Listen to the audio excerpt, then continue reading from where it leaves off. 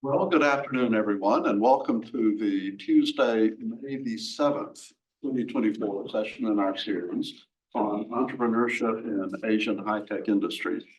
It's always a real pleasure to welcome back a Stanford grad to the stage, especially when the person was the president of one of the organizations I've had the privilege of advising for a long time, since the very beginning of ACES, which is the global entrepreneurship community at Stanford now, organized by students. And yeah, before I go further with our speaker introduction, I do want to welcome everyone on Zoom as well as people who are here in the auditorium. And say thank you to our 18 member companies of the U.S. Asia Technology Management Center. If you're here in person, we've got some refreshments outside after the program today. We hope you'll stay around for a while and talk with each other and meet our speaker. And our speaker is Simon Daeum Kim. And I've known Simon ever since you were a student here. I remember we were talking just a few minutes ago that in the middle of your undergraduate program, suddenly you came in and said, well, I'm going to take leave from next quarter and go off and do my military service. And so Simon did his compulsory military service in the middle of his undergraduate program at Stanford, went to Afghanistan, part of the international security cooperation by the Republic of Korea. And after he came back, became the president of ACES, from 2013 to 2014, exactly 10 years ago this year. And after graduating, immediately became an entrepreneur. Well, or close to it. Simon was the founder and also head of software for an air quality IoT program called Aware, and was with Aware for 5 years until exiting. And after that exit, has co-founded, along with his high school classmate, as well as college classmate, the company Glassdome. And Glassdome, as we'll hear in just a minute, is developing measurement techniques for companies to calculate their carbon footprint. And this is much more complicated than you might think, especially because companies now are being called on, in the case of public companies, required to report their Scope 3 emissions, which is the carbon footprint of their entire supply chain and distribution network. So a lot of independent companies that the company interacts with, now the company has to report on to various authorities, depending on the region that the company is active in. And hopefully not only get good measurements, but come up with recommendations for how to reduce the carbon footprint. And so this is the space that Simon is in. I'm looking forward to hear more about your story and the story of Glassdome. Simon, thanks very much for this. Thank you for the introduction, Dr. Desher, and glad to be back to campus. And I just have a lot of fond memories running around the campus as an ACES member, just holding lots of fun events for students and whatnot, especially speaker series like this one. I guess without further ado, I'll share my screen. Quick overview of what our business is doing and kind of the insights that I have and possibly could be helpful to you as well in your industries. So again, my name is Simon. I'm a CEO and co-founder of Glassdome. We're a manufacturing operations software company. And yeah, we're kind of a US Korea startup, as Dr. Dasher put it. And so I'll talk about what we do. The two products that we have, manufacturing operations management software and product carbon footprint, but I won't be selling too much. I'll talk mostly about the industry trends and whatnot that we've learned and what I think is important. So yeah, we started about 4.5 years ago, started in my kind of San Francisco home basement. And 2 months later, there was COVID. Like, what a great time to start a company. So I was kind of faced with the challenge of being locked inside my own house and had a bit of a seed funding, really had to figure out what to do. I originally come from South Korea. I was born there and lived there till maybe 14 and flew to US for school. So I've known, known that South Korea is big in manufacturing. And I had this vague idea of trying to do something with IoT technology in manufacturing industry. And during COVID, I couldn't do anything in the US, so I just kind of flew back to Korea. And I guess fast forward, we ended up meeting lots of manufacturing companies there because it's a big portion of the GDP there. And quickly figured out that they all have this kind of niche but common problem, which is accessing data from their automation equipments. So this thing is called PLC, Programmable Logic Controller, and it's in charge of all the automation, basically industrial automation. Any factory, any sector you go, you will see PLCs. But interestingly enough, it's kind of like, these printers that you have and you don't have the drivers for them.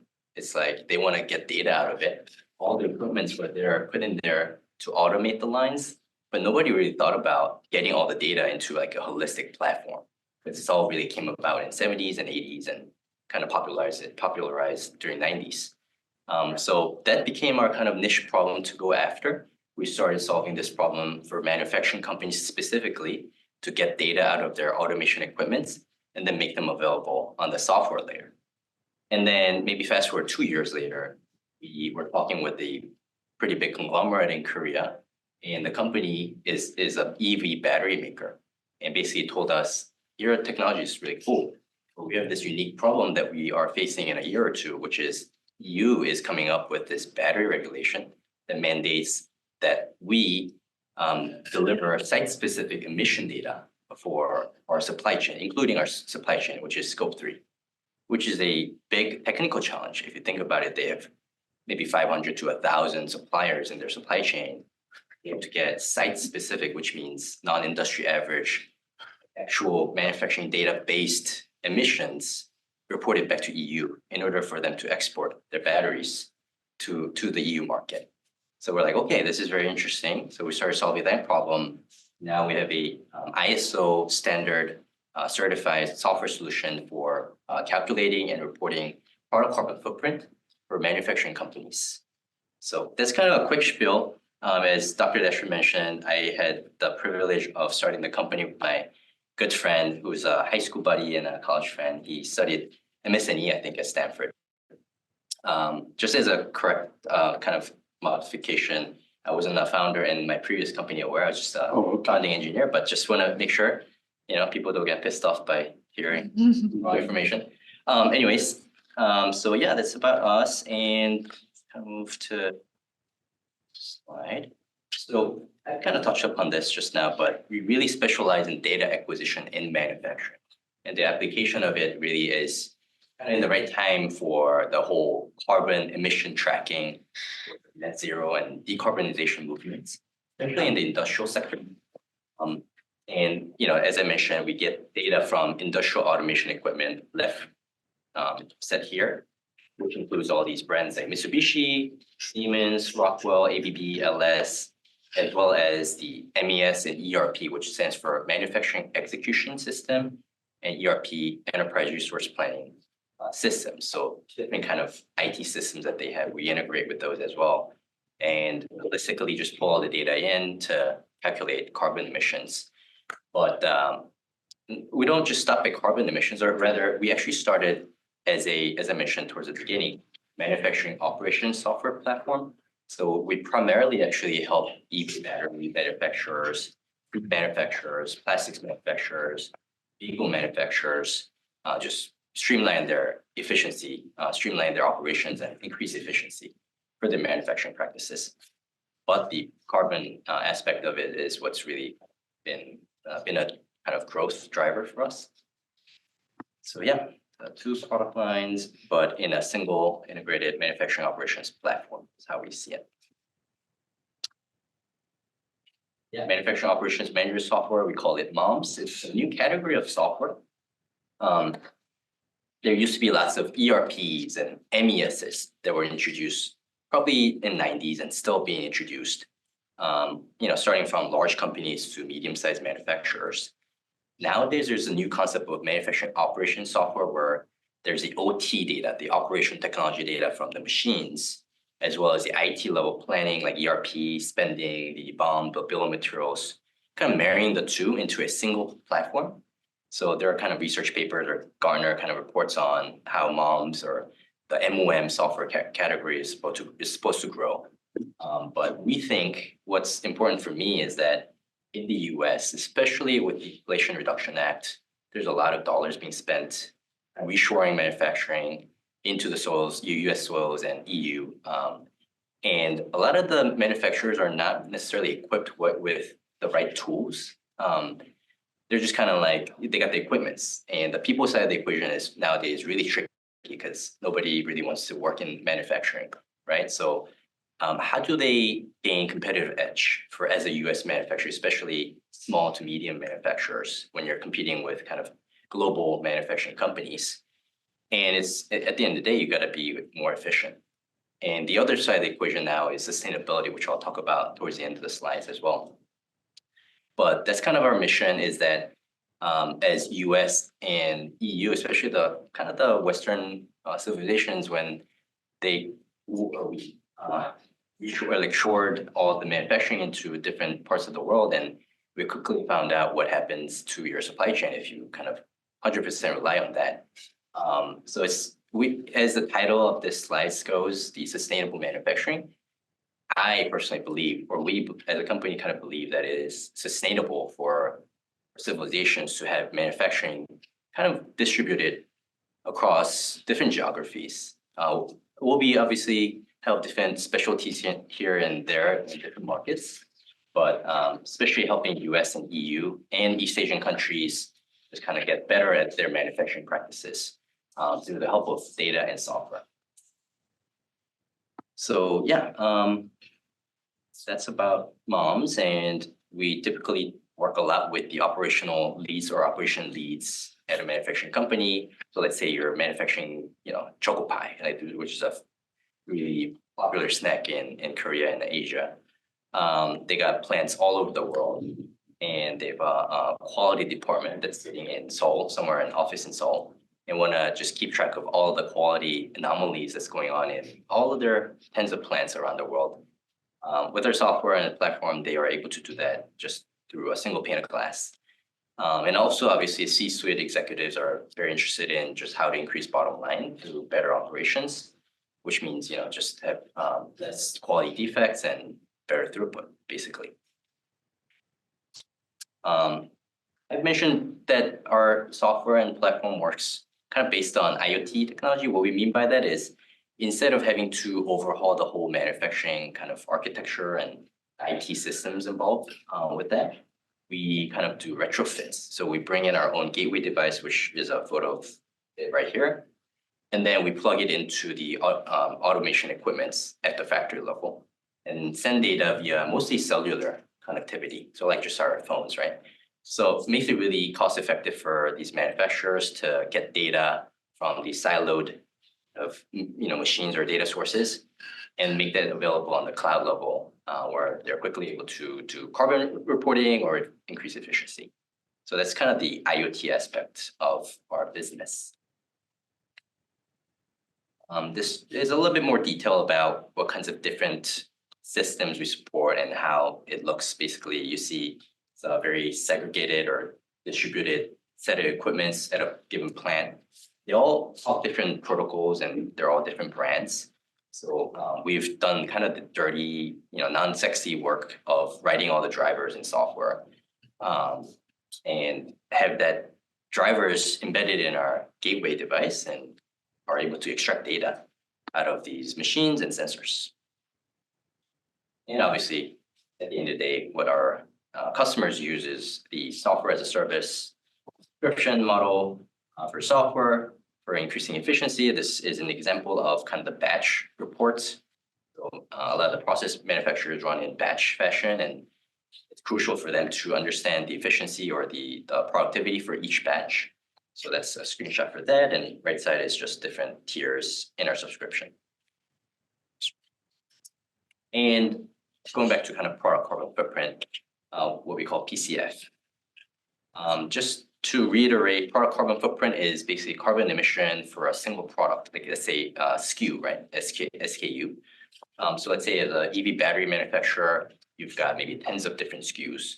But for a single SKU that's being provided to, let's say, a very specific automotive manufacturer, you now are required to report site-specific emission data for your per battery, per cell, the exact CO2 emission data to EU in order for you to be able to export batteries to sell to, let's say, European car maker. And this is starting with EV battery industry. I believe this year or next year, actually, they're supposed to start reporting data. And then in 2 years, there will be classes of manufacturers for EV batteries. And then in 28, I believe, or 26, or sorry, 28, they will be kind of quote unquote expelled from, there will be minimum thresholds for batteries. If they don't meet certain CO2 emission criteria, then EU won't let you export your products to their market, which is pretty aggressive. But as you all know, EU is very good at this. I hope, I'm not offending anyone. EU is very good at this. Like GDPR, they did the whole data privacy movement, and now every website you go to is accept or decline, right? So same thing we think is going to happen with this regulation as well, where starting from EV battery industry, that you're supposed to report very detailed and site specific. And what I mean by site specific is that they cannot use industry elements. Whereas before, consultants would come in, look at kind of the books or Excel spreadsheets and just use the assumptions that they've had for many years. Let's say nickel from Indonesia, 2016, the per kilogram emission is X. That's kind of the industry average that the consultants have been using. But now they cannot use such data. They have to use site-specific emission data for their supply chain. Now, obviously, to what the granularity, all that is kind of complex to digest.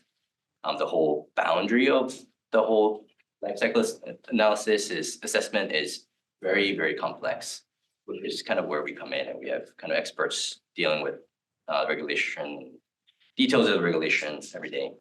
So there was a long explanation for what product carbon footprint is. But we work a lot with, let's say at a big conglomerate in Korea, an EV battery manufacturing company. They have an ESG department, which is usually a team of 1 or maximum 3. And they have to deal with kind of their billions of dollars of operations when it comes to the whole reporting, right? And they don't want their products to be out of the market. So they got a lot of stuff going on, and we help them directly to kind of deal with reporting to EU, starting from data aggregation from their factory level, all the way to reporting that is ISO standards based.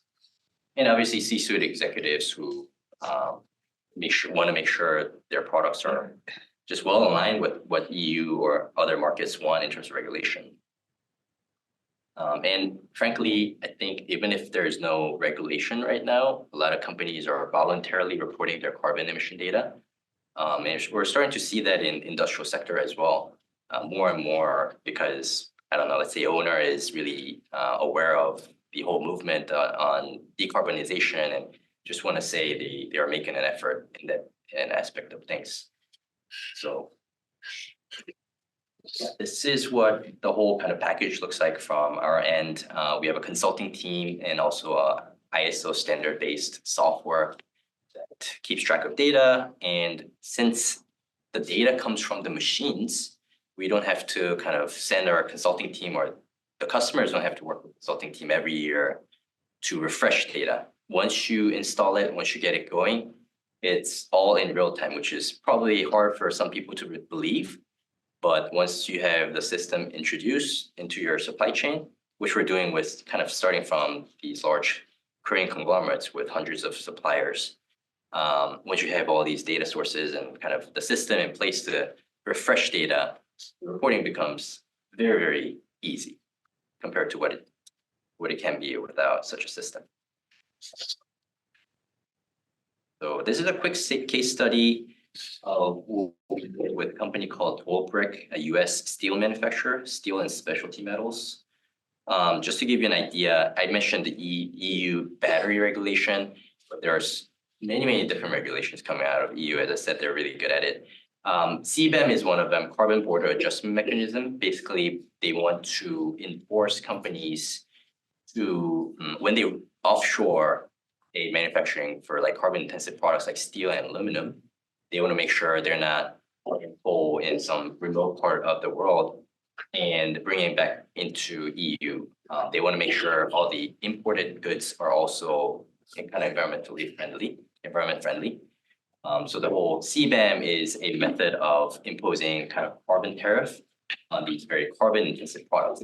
Where we come in is, in order for them to know the delta, the difference between what EU average is and what they actually emitted in manufacturing their products, you need to measure first. Like you need to know what your carbon footprint is. That's what we help, and obviously reporting to the government about what your tax implications are is what we take care of as well. So yeah, solution was with our platform, with our consulting team, getting data set up and reporting and into easy to look at reports and also complying with regulation. These are some of the different regulations and the numbers that we had for the company, but I won't bore you with details. Yeah, that's all I have for today. And No, that's fantastic, Simon. I appreciate your prepared remarks. I've got all kinds of questions I want to ask. We're kind of moving into more or less fireside chat format now. So how come some giant company like GE was not there with Predix years ago? Why did you have an opportunity in this space? And what do you have that's kind of more than what some giant, whether it's IBM or Google or wherever?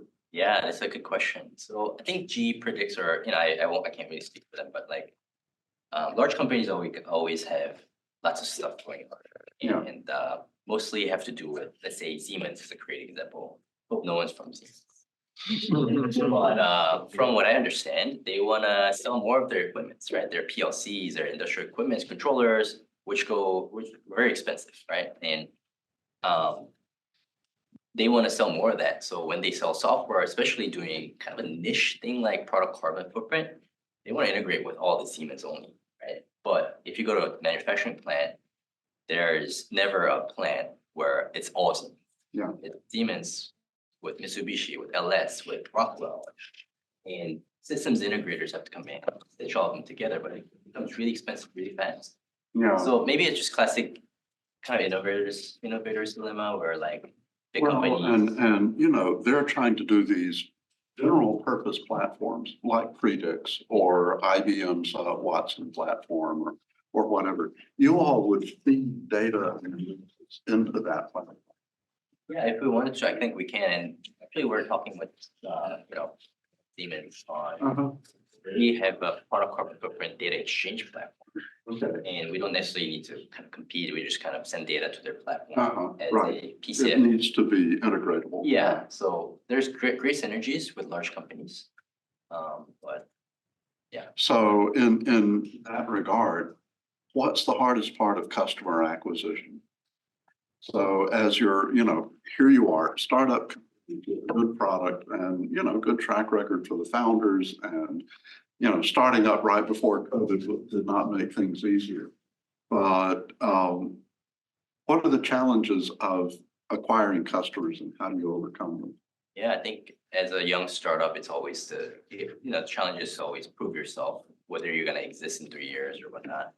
It's always a fun question when customers ask you, are you going to exist in a couple of years? Right. But I think fortunately and it's particularly difficult industry for us, I think, because the industrial sector, the customers are very conservative. They don't want to deal with companies that haven't existed for more than 20 years.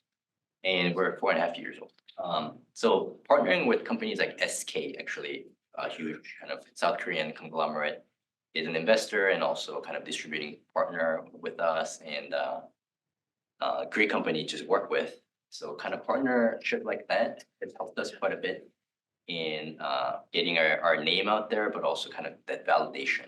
So your company is post Series A. You've got Series A already? Yeah, Series A last year. Okay. And was SK one of the investors? Yes. Yeah, okay.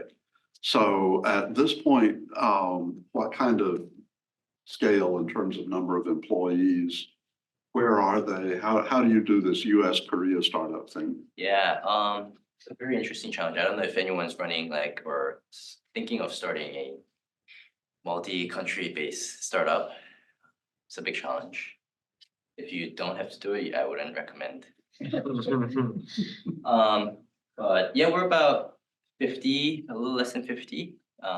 So pretty small company still. Okay, And we have our engineering product in Korea, a lot of customer kind of big business development in Korea as well.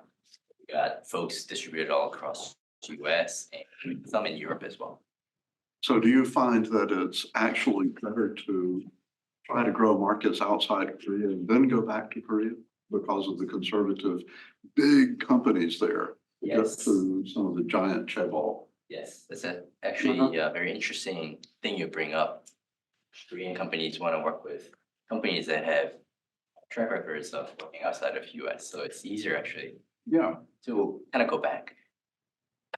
okay. That's totally correct. Okay, and in terms of these conservative people, Sorry, I who just, no, I don't mean politically. Yeah, But just by let's nature. face it, manufacturing industry is filled with people who are convinced that their 20 years of experience give them something you could never have, Yeah, I think. right? I mean, But I mean, they have good reason to think that. right. Yeah.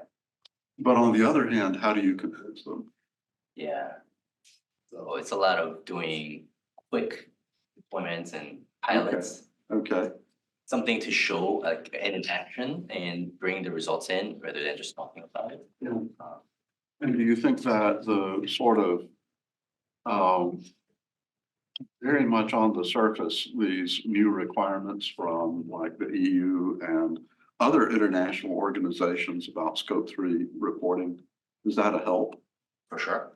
Yeah, it's a huge tailwind for us, and I think any kind of player in this industry. The whole movement towards decarbonization, which I personally, is great for. I think anyone would agree that it's great for the earth and civilization. It's a huge boon for any startup that's kind of trying to develop new technology in the space. Mhm. So right now, your niche in the whole kind of supply chain software is to get the data from the manufacturing automation equipment, right? The robots in the factory and whatever. Yeah. And to also integrate that with the sort of ERP software, the CRM software even. Yeah.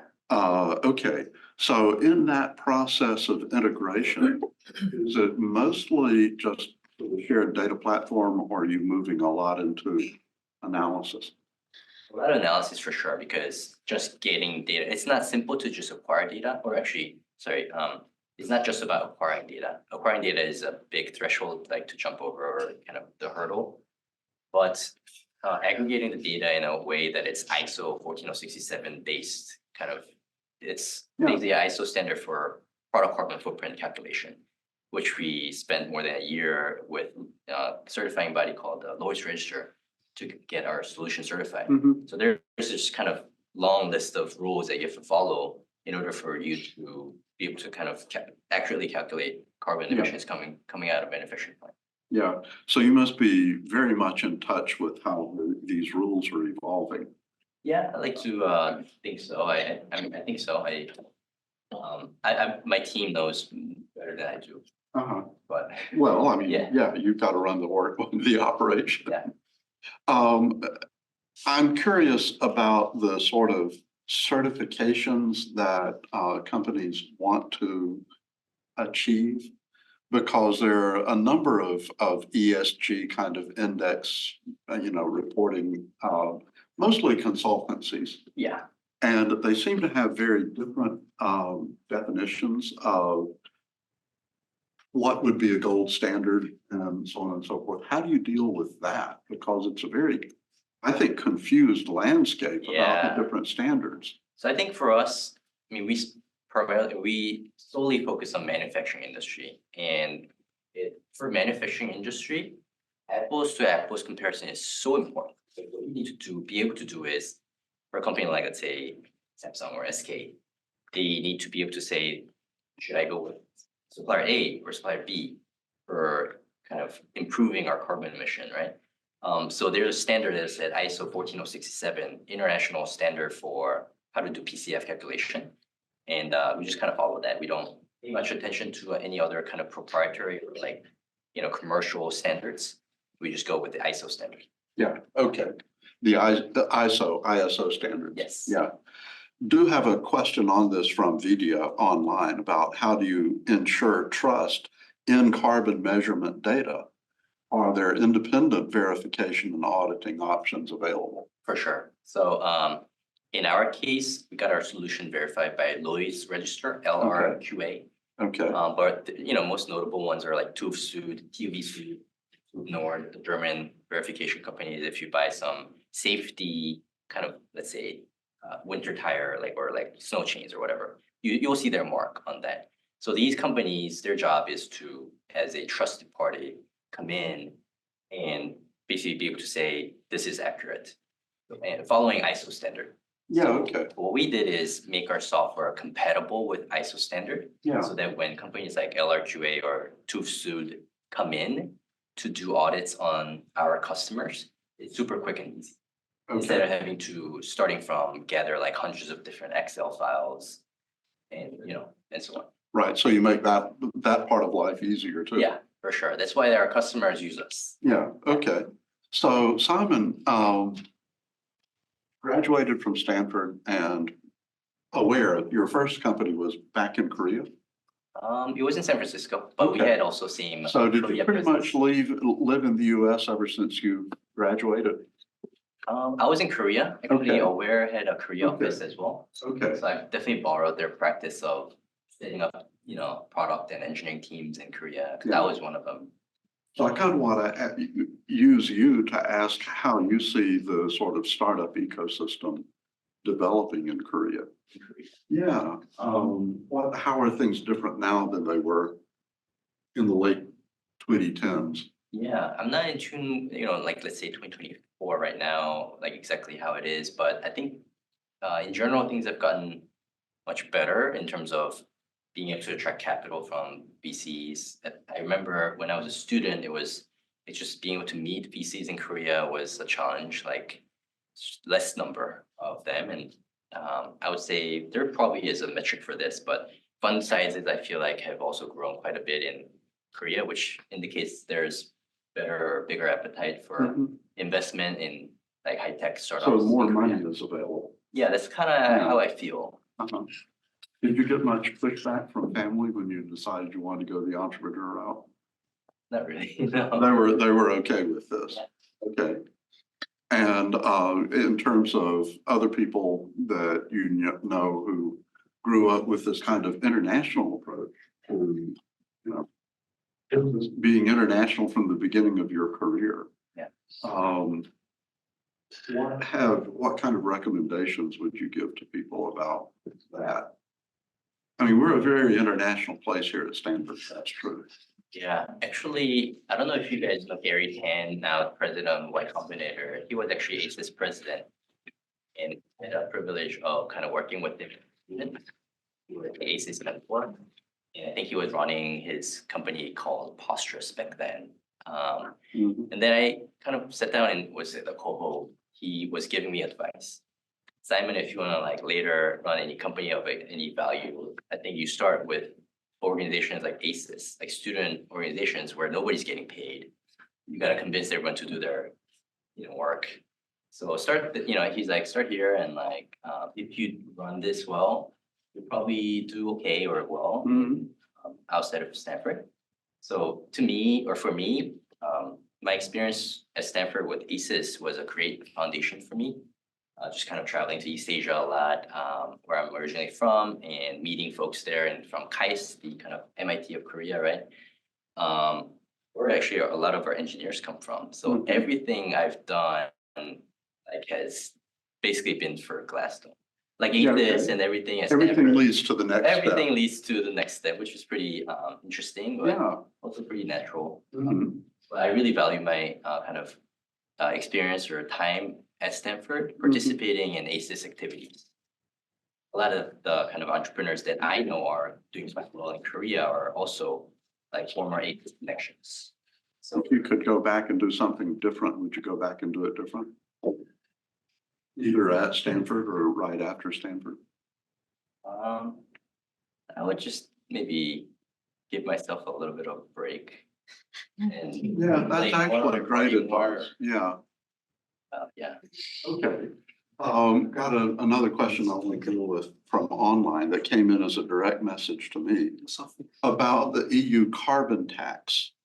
And, when it's levied on components of the supply chain that are outside the developed countries, is this carbon tax really a punishment for having a worldwide supply chain? Yeah. Is it protectionist? No, it's like outright just protectionist and direct punishment for not having your manufacturing set up in EU. Uh-huh, And as I said, EU is really good at coming up with rules like this. yeah, So they're just basically saying, if you want to like sell anything to EU, you better have some presence, like manufacturing presence in EU. Or like, if you are doing it in a very clean manner, then fine. Yeah. If it's not burning coal, it's fine, but but you're able to give people a cost-effective way to provide the data that the EU would demand. yes. Because you start with reporting first. If you don't report, you cannot export. So especially if you're dealing with an independent company who's a supplier, they don't want their customer to see all of their data. Exactly. That's a big How point. do you handle that problem? So that's why kind of some of the large conglomerates work with us, because Yeah. even they have challenges of kind of convincing their suppliers to provide data to them. And understandably, it's kind of, you can work backwards and calculate, like, know what the cost of the material is if Yeah. you give them a lot of data. So Yeah, they don't want to give a lot of data to the end manufacturer. So as a neutral third party, we go in and only provide the carbon data to the end manufacturer. okay. So that makes them feel a little better, maybe less hesitant about sharing their data, but Okay. yeah. Okay, let's kind of move into questions from the floor. Go ahead. You hire both in Korea and the US. Are there big differences in hiring practices or? Oh yeah, I could go on and on. Imagine it's either like, yeah, how do you navigate that? What are the big differences? How do you convince people to join your team basically? Yeah, are you from Korea or No. from Asia? From Canada, Canada, okay, but my parents are from. gotcha. So Korea, when it comes to labor law, is very strict. You cannot fire anyone. The EU. Yeah, it's like very different dynamic. Obviously there are advantages of kind of like setting up office in Asia. But yeah, the maybe disadvantages like just less flexible. I'm not saying like companies should always be able to fire anyone at any time, but as a startup, like it makes things very difficult when you cannot be flexible. Kind of working things out with your employees, right? So I would say that's the biggest difference. Yeah, other than that, it's all driven by market, so not necessarily like geographical difference. How do you create a unified culture? Because I feel like even American culture values in a workplace versus Korean or South or East Asian, it's different. So how do you create a cohesive culture across? Yeah, it's tricky. What we do for us, I mean, we're still learning, but we do like yearly offsite in Korea. We bring everyone from US and everywhere else to Korea, and we just have a good time. That bonds us. Things like that, I think, has been helpful. Just being able to see each other, meet everyone in a like physical location. Other than that, just kind of standard, but like good communication practices, like regular all hands and things like that. And that's been helping us. What kind of differences are there between fundraising here versus fundraising in Korea? Oh, I haven't personally Or is it pretty fundraised similar? from a US investor. Okay. Or actually our investors are US based, like Korean entrepreneur or Korean VCs. So they're also international. They're also international. They're kind of like both Korea and US as well. Yeah. But Oh, go ahead. Yeah. Sure. Well, congratulations on getting company up and running in 4.5 years. That's easy to do. I wonder if you could elaborate a little bit on how you got started. It seems the building a device that can collect data from a lot of different machines that's not integrated into the machine, but it's kind of an external sensor. Seems pretty intimidating. You know, a lot of big machinery there, some investment. I'm just kind of curious how you guys thought about that, you know, how to get started in building such a toolkit. Yeah, immediately I thought of this, maybe that's about 4 years ago. My co-founder and I were in I think it was a paper company or corrugated box manufacturer. We're just like crawling on like this really dusty floor in the factory, not knowing what we're doing, obviously. We're just like opening up PLC cabinets. There is a PLC. How do we get data out of it? Just like a lot of things, I think stupid things to figure things out at first. So like doing a lot of things that didn't really know what we're doing or unscalable things. But quickly we brought on kind of PLC experts from the local automation industry. So they were able to give us a lot of insight. And I know kind of in general how software works, so that obviously helps, but kind of marrying the two has helped us kind of tackle this seemingly very difficult problem. Because I have very different perspective coming from software, and these guys are, early employees know a lot about PLCs. So just kind of marrying the two, it's helped us a lot. But starting with just doing things and kind of, doing things, not knowing what you're really doing and like that. Doing some stupid things. Well, to a certain extent, that's the cost of getting started, right? Yeah. Nobody's prepared for everything. Yeah. But especially, this is a world in which reliability is everything. And, putting something to collect data on my precious factory machinery is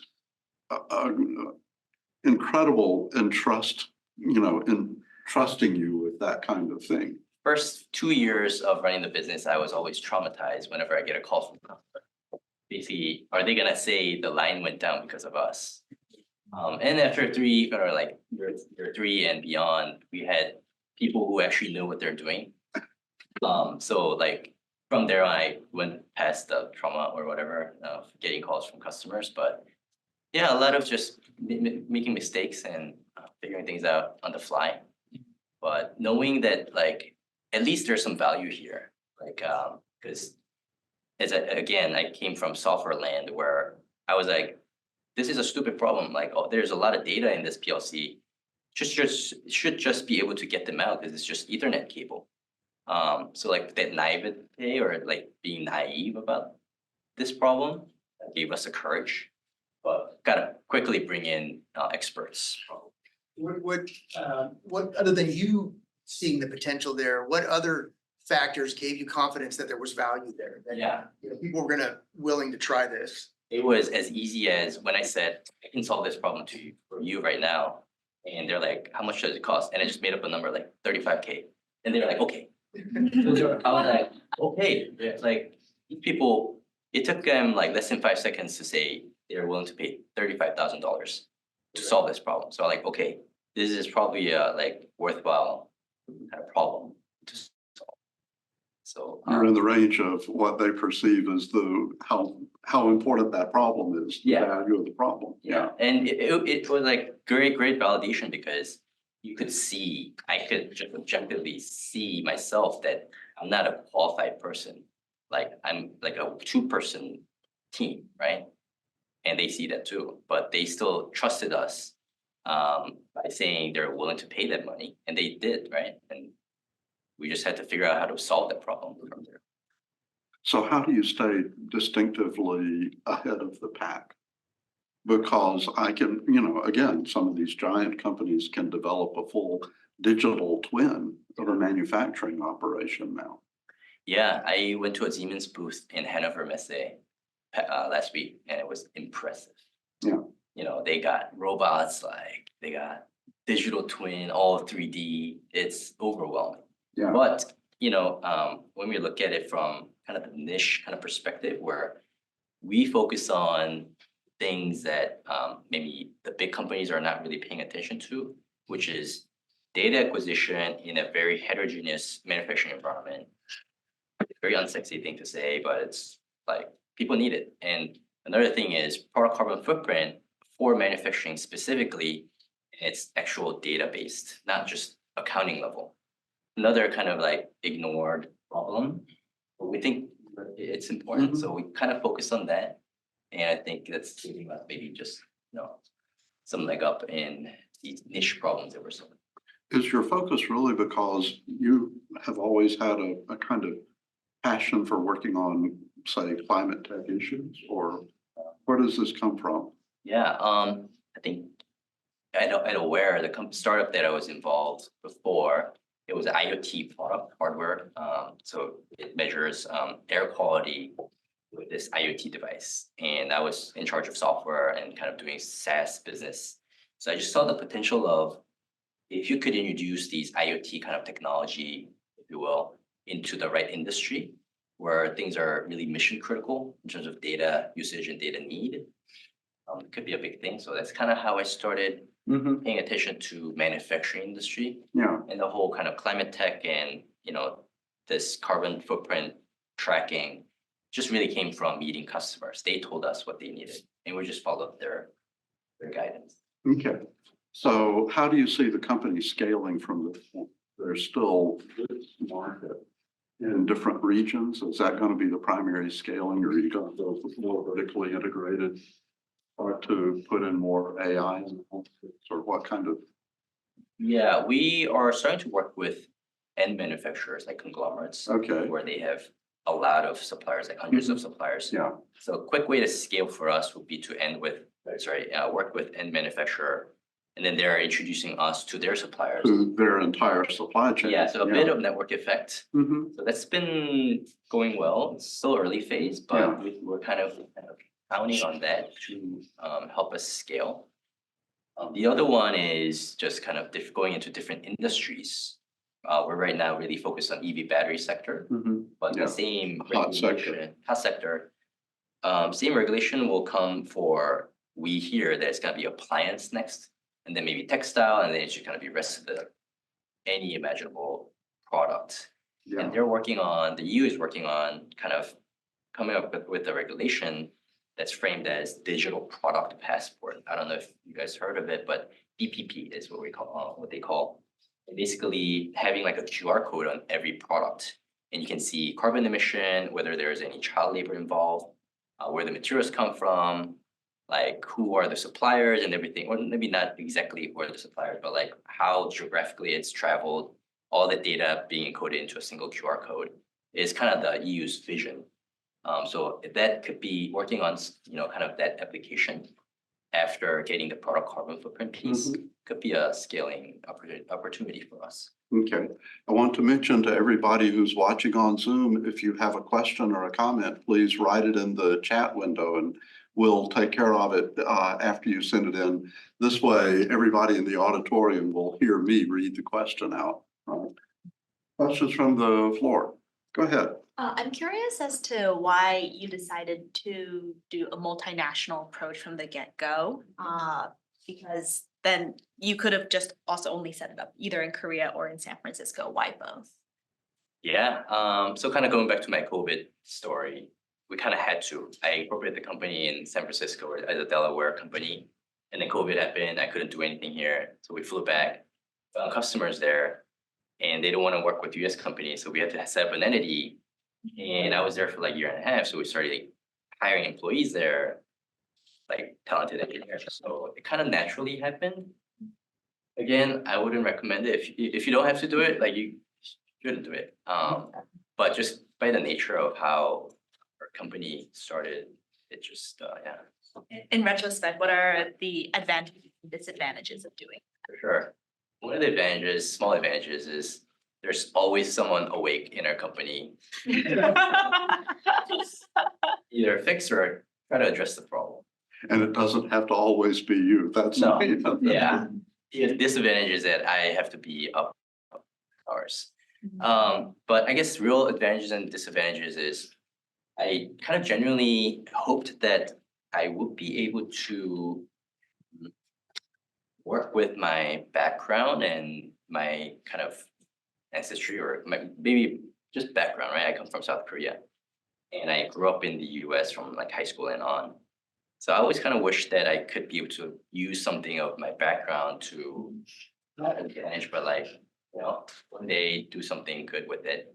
And I think in this case, if you look at EV battery sector, the market, I guess excluding China, which is a huge market, South Korean companies, the three companies take up 50% of the EV battery market. So that's Samsung SDI, SK On, and LG Energy Solution. And we have the privilege of working with at least one officially and the other one unofficially, and we're working on the third one. But things like that, I don't think I would have gotten without any Korean kind of heritage or connection. So I think having that really ground level, just like really deep understanding of what these manufacturers are dealing with in Korea has given us kind of a weirdly global perspective on this problem. So it just happens that East Asia, has strong manufacturing, and I maybe penchant for solving those types of problems. It's just kind of like, aligned well, I guess. Thank you. Okay, thank you. Back in the back, I saw your hand. Yeah, so you said you have some device that plugs into manufacturing, like the PLCs and manufacturing equipment. Can you explain exactly what data you're able to collect that lets you build estimates for emissions? Do we need to repeat questions, by the way, or? No, I think it's okay. I think it's heard. Yeah, it's heard on the recording. So yeah, it's actually PLC can hold any type of information. It's kind of like, like a Lego Mindstorm. It can just hook up sensors, and any sensor can be hooked up. But when it comes to carbon emission, it's mostly electricity and gas usage, as well as kind of counts and what else, like throughput of a line. So pretty basic information, but those information usually is not available readily. So it comes from PLCs or kind of like the power meters, which talk industrial protocols like RS-485 or Modbus. For carbon emission side, that's the type of information we collect. Other manufacturing operations, it could be anything. It could be like temperature, pressure, like counts, like quality measurement. So to what extent is direct measurement of emissions part of it? So yeah, when we measure, let's say for an aluminum company, we go in, we like install power meters. If they have existing power meters, we hook it up with them. So we get the actual electricity usage from that plant. So that's scope 2. Yep. But that aluminum company is a supplier to, let's say, EV battery end manufacturer, which is now scope 3. Right. So you can see that it's kind of working up the supply chain. Yeah. But to some degree, what the carbon footprint of a particular machine type is. Oh, I see. Yeah. So for Are you actually measuring something? no, not yet. We've heard a lot of requests for actually measuring like carbon in atmosphere coming out of the chimney or something. Yeah. We're not doing that yet, but Okay. there are databases that we can use that helps us translate these very specific amount data into actual carbon. Yeah, so right now your main focus is carbon.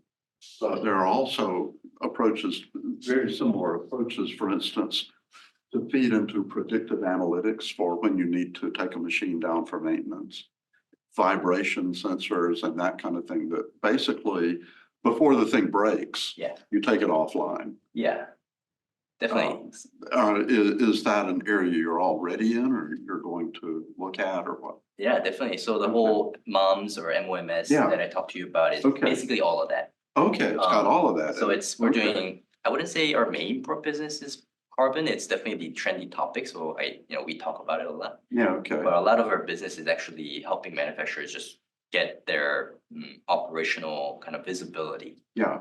Which helps them to see their operations, their own operations. Yeah. It's worth remembering that this is new for a lot of people like that. Yeah, for They sure. really haven't been able to see what was happening in the factory. Yeah. And the interesting thing is that's not yet integrated with supply chain management software either. Yeah, I think it's pretty separate. Supply chain management is, I still Well, don't understand what, fleet management is part of it. Making sure things arrive at the right time instead of having to be put into a warehouse or something. Yeah. You have that, which could automatically feed from point of sale data.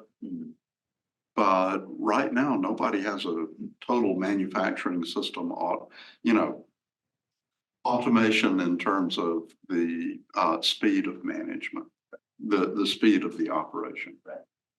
Yeah, Yeah. It's interesting because there are so many different kind of segregated software systems in manufacturing.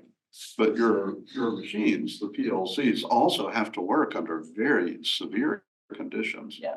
Heat, dust, you know, vibration. That's something where, how did you develop them? Oh, you mean our gateways? Yeah, your gateways. Yeah, so we started by developing our own gateways, but nowadays we just use kind of You outsource manufacturing. outsource manufacturing Okay. and use like already proven gateway device. Okay, So that kind of solved the problem. okay. Yeah. Okay. Other questions from the floor? Go ahead, Jerry. Yeah, this is just for my own clarification. In determining the on-site carbon footprint, are you using the cascading information from the materials and component suppliers? Or how is that evaluated? Does that even come into the calculation? So if I were to maybe reiterate the question, let's say for a given manufacturer. Now, let's say you have a complex component, like an EV. Yeah. A car. Yeah. Which has a lot of materials, a lot of components, Yes. and you can measure the carbon footprint of the manufacturing part, but you don't know what the carbon footprint of all the components and the materials is. Yeah, that's the You figure it out. scope. Scope 3. Yeah, so that's scope 3 basically, as Dr. Desher said, basically all the suppliers' emissions. That which usually takes up 80% of the whole emission for a given product, more or less. But so 20% is at the facility itself, scope 1 and 2. One is directly emitted. Scope 2 is indirectly emitted by utilities. So scope 3, that's where the challenge is, just the sheer number of suppliers that end manufacturer has to work with, and in getting their data and massaging it and get it to like ISO standard, they're reporting it, and keep doing that every year is a big challenge. So for basic manufacturing, it's a little bit less challenging. For complicated manufacturing, it's a greater challenge. Yes, that's why the EV battery industry is having a very, just like their minds blown up by the latest EU regulation. They cannot believe, like companies tell us, yes, they cannot believe this regulation actually passed because it's so challenging for manufacturers to deal with this. But like you said, for a simple, maybe let's say steel manufacturer, most of the emission is actually at the site, so scope 1 and 2. So it's maybe easier, but still the data challenges are, you know, it's there for even scope 1 and 2. I have a question from Amy online who wants to know, how do you price out the service/software/gateway? So first of all, I'm assuming that you're going for a subscription business model. Yeah. Right. And so there would be a cost of installation, or you put that into the subscription. What does a typical contract look like? Yeah, What so kind of things are in it? yeah, so we have gateways obviously in charge of data acquisition, so Right. but we usually try to bundle it in a way it's just kind of yearly subscription. And it could be based on customer, it could be sites per site. So the entire site, doesn't matter how many gateways, it'll be X amount of dollars per year. Or it could be if they value per line visibility, we also price by per line. So it Okay. could be, you know, this line needs 5 gateways, then, you know, that's X amount of dollars. Mhm. So we have kind of a calculator in backend to help us at least Okay. generate that quickly. Okay. But it's really per customer base, like per Yeah. customer, it's Yeah. very different. Because they all value kind of different things in their operations. It could be site level operation or line level visibility. Do you find that there's still the kind of culture, fear of IT in the manufacturing sector when you're trying to talk to people? For sure. And remember, not everybody is Siemens, right? And you've Yeah. got a lot of small and medium sized manufacturers Yeah. who are in the supply chain, you know, kind of on the supplier side, right? Yeah. Well, so whenever IT departments get involved in manufacturing companies, it's like, you know, what are they gonna say? But I think just like winning the trust of the people on the floor is actually very important for us because they're the end users and they are gonna be the people know the best, right? That know the operations best. So we start there and then just try to play nicely with IT folks. Okay, But there's an interesting kind of pushback where manufacturers still don't see the value in software. They want it to be CapEx based, which we're kind of amenable to. We do kind of CapEx kind of I pricing. see. They want to buy or sell. They want to buy Subscribe. hardware and software is just the embedded portion of it, I see. which Yeah. is fine, yeah. In But- some way, but the value that you provide is an ongoing thing. It's really the service that's the value. Exactly. So they have to just keep buying the hardware, which is kind of a weird thing, but it's, Okay, yeah, okay. that's what I meant by conservative in manufacturing industry. It's like yeah. the reception to the whole SaaS kind of is still not there in manufacturing. So right now, what kind of travel schedule do you have? Where are you know, you're at Hanover Messa just a week or two ago. You're flying to Florida tonight for another conference. How often do you go back to Korea? About once a quarter. Okay, okay. And on Zoom with people a lot. Yeah. All over. Yeah. Steve, you had a question. I did. So your gateway focuses on basically pulling data concerning scope 1, scope 2. So what happens when, you know, a company that has your subscription service gets that data and then realizes that, oh, you know, I'm really not meeting these emissions calculations like I should. What's the next step for them? Is that included with the service? Do you offer consulting or what happens there? Yeah, that's a good question. So as I said, we have a consulting team, basically LCA practitioners, life cycle assessment practitioners. We're experts in just kind of calculating emissions and also knowing how to reduce them from LCA perspective. So we're getting there where, you know, the whole PCF thing is quite new in the industry. But our hope is that in maybe next year and beyond, we will be able to actually help them with reducing their carbon footprint because we know exactly where their hotspots are within their manufacturing plant, right? If it's like this, let's say furnace that's just taking up 80% of the carbon emission from that site, the obvious investment could be you just replace it with a lot more energy efficient furnace, things like that. Once you kind of see that consulting portion of your company really coming online, what do you expect your growth to be after that point in time? So one aspect that we think is like there's a consulting for just identifying and reducing carbon footprint, but there's potentially a network effect of if we have enough manufacturers in our platform, we can actually suggest different, let's say, parts maker or suppliers to the end manufacturers because we know exactly what their carbon emission is like. So let's say end manufacturer is trying to reduce their carbon emission across their supply chain. Now there's kind of a marketplace of knowing who's actually good in terms of like carbon emissions, right? So we think if we can pull that off, that could be really cool and create impact for the world. Just being able to like it's great incentive, right? Like as I said, the whole manufacturing industry really, the whole thing was predicated upon like having just good cost, meaning cheap. And then quality was an aspect too. But nowadays it's sustainability, carbon emission, and it's driving decisions. So if you can help the end manufacturers choose their suppliers using the third pillar and the sustainability aspect of things, then I think it could be beneficial for the. You create like a Kelly Blue Book of carbon emissions then. Yeah, yeah. Simon, I'm curious about hiring. And to what extent is difficult for a startup company like Glassdome to get good people to come work for you in Korea? I think it helps that we're in Korea, not in Bay Area. 'Cause Bay Area, you know why? And because it's San Francisco, and you know you got the greatest companies in the world in San Francisco or near Bay Area. So I think there are a lot of talented engineers that are just kind of talents. So just Do you have a chance to talk a lot with sort of the startup ecosystem community in Seoul much? not much, but I think it's word of mouth that Uh-huh. definitely has helped us a lot, especially kind of the highest community, Yeah. MIT of Korea, basically. Yeah, right. And a lot of our engineers come from that school, Okay, you know, Okay. so I don't know if anybody is trying to start a company in Korea or something, but we'll see once you kind of crack this equation of hiring a few people from good school and the people then you get Then good, you become great pool socially of, acceptable. yeah, talents. After that is what I found, which I'm really grateful for, Yeah. for our team members. Mhm. Okay, so, go ahead.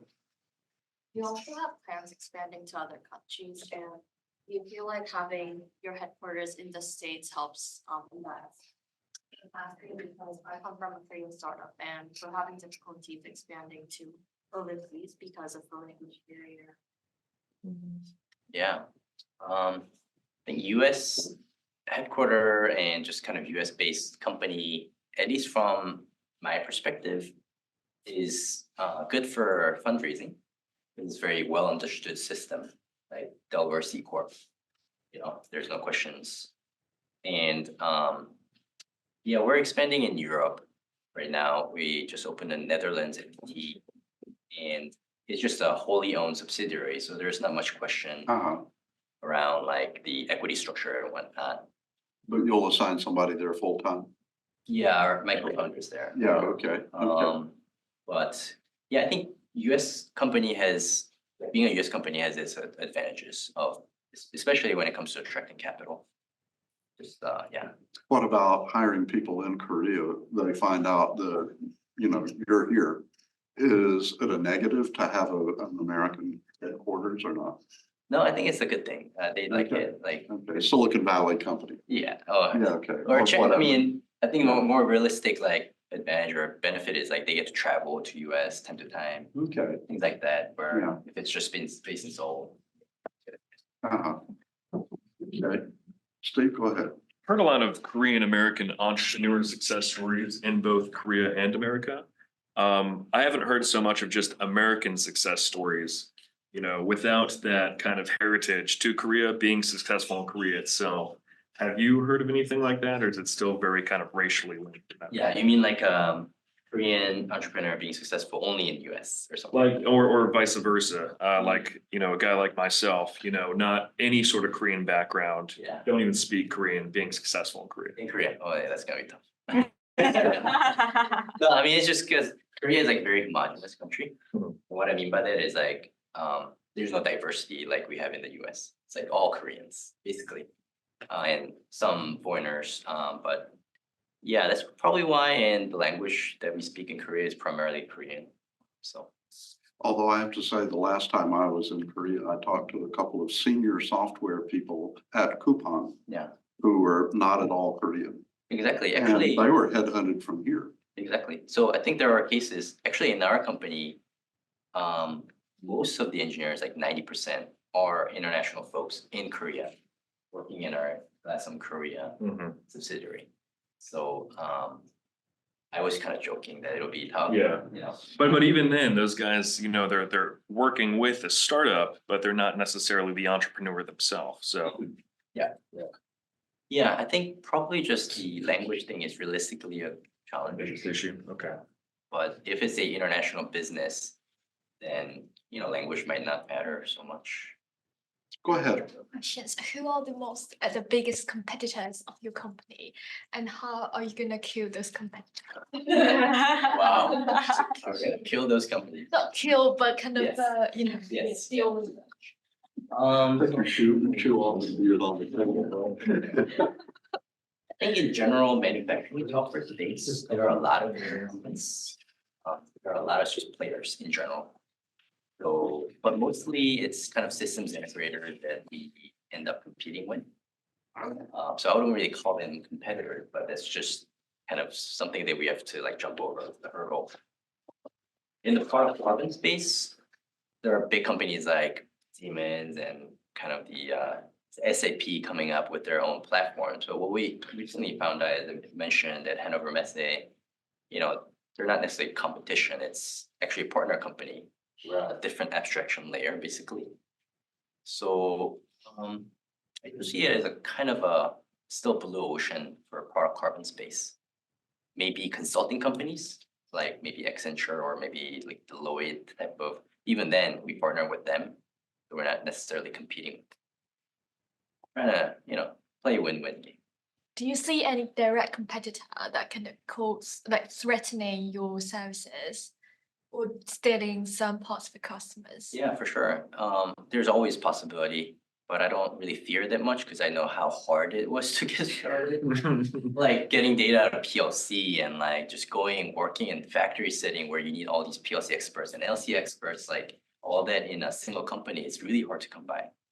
And so I think just working on a very difficult problem by nature has given us some confidence to build a moat, if you will. So it's not really about competition that we worry about, it's our own success that we worry about. Like, are we doing enough? Are we like moving fast enough? Are we making a mistake and doing something, you know? So, yeah. Okay, thank you. Back in the back. I saw two hands. In the front, you can go first, and then, yeah. Hello, thank you very much for your speech. I'm really curious to know, how do you deal with the rise of certificates? And I understand it can be overwhelming. So how do you do? Do you prioritize? Do you, for example, in Europe, like from Europe, so a lot of certifications, you know, about supply chain, about CSR. I suppose, you know, depending on the region, certifications can be very different. How do you make it? Yeah, we mostly just work with experts in that field. Like, let's say, we have a really close relationship with Lloyd's Register, which is UK-based company. Lloyd's Register, LRQA, and they just specialize in that. They've been probably doing it for 100 years or something. And we just focus on software aspect of it. We get their consulting on getting our software to be ISO standard kind of compliant, and leave the rest of the certification or keeping up with latest regulation around certifications to the experts. And we usually just connect our customers with them when it comes to like knowing more about certifications themselves. So So you probably have Pick the very right good battle. insights into which certificate program is doing well in the market. You kind of know what people are asking for. yeah, when it comes to manufacturing industry, yeah. Yeah, I think okay, it's the 14,000 family, which is ISO 14,000, Right. which is like the whole environmental impact assessment. Mhm. That's kind of Yeah, becoming popular. okay. Go ahead. I'm curious how, like, what your journey looked like finding the product market fit. So did you know from the start what your clients wanted, or that's one question. Another question is, in the ecosystem now, like, do you have the need to convince a company to use your product, or is it more needs, like they come to you? Yeah, so product market fit, I feel like we've figured it out by now. I hope. And we're just starting to scale with that product market fit. But I think it's been a long journey, right? As I said, we were 4.5 years old, and it took us maybe 4 years, 3.5 years to figure it out. So just a lot of So you iterating. got a little bit of pre-seed money early, Yeah, pre-seed money, like Okay. day one. okay? And what was the timing of really feeling like you had good product market fit? Like, At the time you got pre-seed, or no, there was like had to beginning of refine this it year. after that? Okay, It's like as late as like beginning of this year. okay, So okay, going back to your point about having to sell, or, they come to you, now we hear a lot from these big companies. They come to us, which is, very hard for me to believe, to be honest, because before we had to like sell really hard. And those were really around just manufacturing efficiency. So they didn't really kind of understand why now part of things. But PCF, it's like, we don't have to explain it. They come to us asking for help. So that's obviously been of great help. But we know also that without the moms, the manufacturing operations business, we wouldn't have PCF, like Edge and PCF. So we try to invest equally in both going forward, which is kind of a tricky and hard thing to do. What changed before and after the customers came to you? Yeah, we just met with very signature company, let's say maybe a year and a half ago.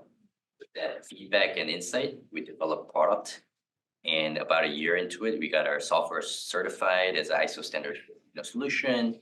We now have that signature company as kind of a partner company. And we just know a lot more about regulations and what goes into PCF, and also we have hired more experts in the field. So all of that just combined makes it a lot easier for us to attract, and also word of mouth. So like press releases and kind of things like that have spread. Yeah. So we're about out of time for this session. We've got some refreshments outside. Before we go, I want to point out to everybody, we do not have a seminar next Tuesday, May 14th. We're taking a bye week. But we will be back on May the 21st with a panel of investors who are investing in climate tech in 3 different Asian countries. So I want to say thanks so much to Simon for sharing very candidly and frankly your story and about your company, which I expect to see more from. Thank you very much, Simon.